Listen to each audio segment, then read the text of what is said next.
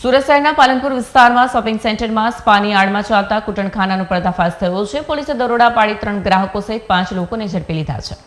સુરતના પાલનપુર ગામ સ્થિત રાજવર્લ્ડ શોપિંગ સેન્ટરમાં સ્પાની આડમાં કૂટણખાનું ચાલતું હોવાની પોલીસને બાતમી મળતા દરોડા પાડવામાં આવ્યા.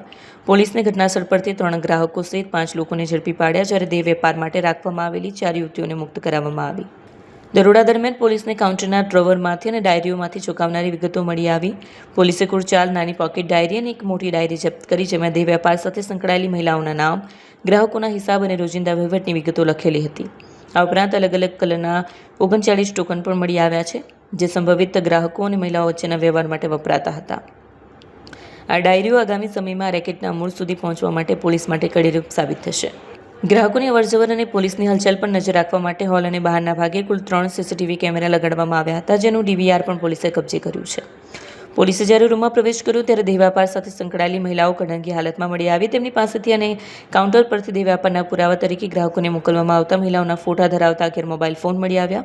આ ઉપરાંત 8,500 રોકડા, વપરાયા વગરના કોન્ડમ અને લાઇટ બિલ જેવી વસ્તુઓ પણ કબજે લેવામાં આવી છે. પોલીસે આ મામલે સ્થળ પરથી 2 સંચાલકો અને 3 ગ્રાહકોની ધરપકડ કરી છે, જ્યારે મુખ્ય માલિક હજુ ફરાર છે.